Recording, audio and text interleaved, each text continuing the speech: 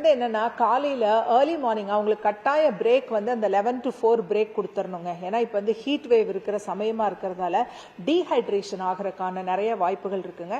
காலையில வந்து ஒரு 7 to 11 அந்த மாதிரி நம்மளுக்கு வந்து ஷெட்யூலை மாத்தி அமைஞ்சிட்டு திருப்பி வந்து ஒரு 3:30க்கு மேல 3:30ல இருந்து ஒரு 6 வரைக்கும் அவங்களுக்கு அந்த 8 ஹவர்ஸ்ங்கிறது வந்து நீங்க முன்னாடியும் பின்னாடியும் மாத்தி வச்சுட்டு அந்த டாப் ஹீட் இருக்கும் பாத்தீங்களா, அந்த 11:30ல இருந்து நல்ல ஹீட் ஆகுங்க. 11:30ல இருந்து ஒரு 2:33 வரைக்கும் 2:33க்கு தான் நம்மளுக்கு மேக்சிமம் டெம்பரேச்சர் ரீச் ஆகும்.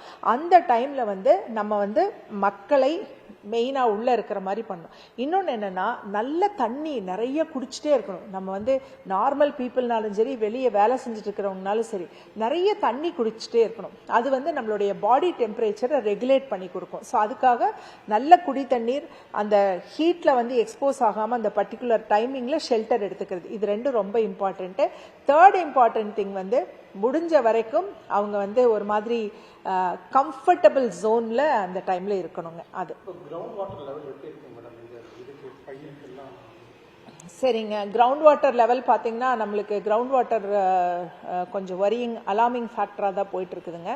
நிறைய ஏரியா வந்து உங்களுக்கு வந்து கிரே ஏரியாவுக்கு போய் கிரே ஏரியாவில் இருக்கிறது வந்து திருப்பி பிளாக்குக்கு போகுதுங்க, ரெட் அலர்ட் ஏரியாவுக்கு போயிட்டு இருக்குதுங்க. ஒன்று வந்து நம்ம கிட்ட எந்த கண்ட்ரோலும் இல்லை, நீ இத்தனை தண்ணி தான் எடுக்கணும், நீ இத்தனை தண்ணி தான் எடுக்கணுங்கிற கண்ட்ரோல் எதுவுமே கிடையாது.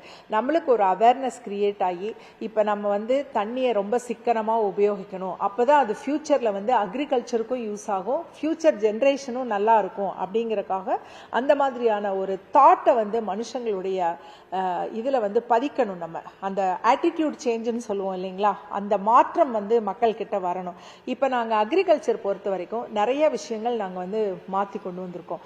ஒண்ணு வந்து நீங்க ரைஸ் கிராப் நெல் எப்பவுமே நம்ம வயல்ல இத்தனை தண்ணி கட்டியே தான் வச்சிருப்போம், நீங்க பார்த்திருப்பீங்க. இப்ப எங்களோட புது கண்டுபிடிப்பு என்னன்னா காய்ச்சலும் பாய்ச்சலும் தான் வந்து பெஸ்ட் மெத்தடு. அதுல 2 இம்பார்ட்டன்ட் இது இருக்குதுங்க.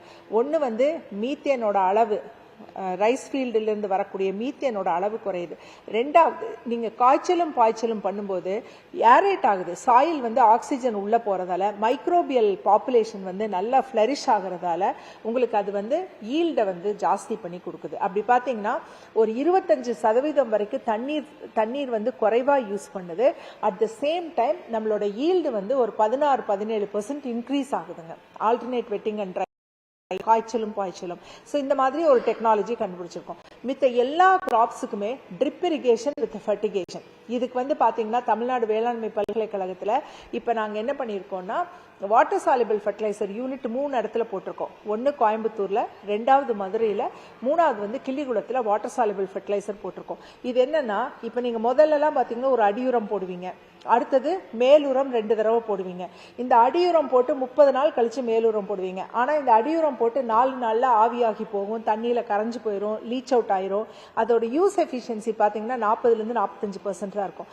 இப்ப நம்ம இந்த வாட்டர் சாலிபிள் ஃபர்டிலைசர் கொண்டு வந்து ட்ரிப்பு கொண்டு வந்தங்காட்டி இன்னைக்கு உங்களுக்கு என்ன தேவையோ, இன்னைக்கு பசிச்சா இன்னைக்கு சாப்பிடுங்க, அந்த மாதிரி தான். ஸோ ஒரு ஆல்டர்னேட் டேல கூட நம்ம ஃபர்டிலைசர் கரைச்சு விட்டுறலாம். அப்ப ஏன்னா அது ட்ரிப்ல தான் போக போகுது, அதுக்குன்னு ஒரு இது கிடையாது. ஸோ நாங்க இப்ப அதுக்கு வந்து புது ரிசர்ச் எடுத்து எப்ப எவ்வளவு ட்ரிப்ல வந்து வாட்டர் சாலிபிள் ஃபர்டிலைசர் கொடுத்தா உங்களுக்கு யூஸ் எஃபிஷியன்சி 80%க்கு மேல வரும். ஸோ நம்ம நியூட்ரியன்ட் யூஸ் பண்றதையும் குறைக்கலாம், at the same time use efficiency increase பண்ணலாம், இந்த பசுமை கூட வாயுக்களின் அளவையும் குறைக்கலாம். இதுக்கெல்லாம் நாங்க நிறைய ரிசர்ச் எடுத்து இப்ப போயிட்டு இருக்குங்க.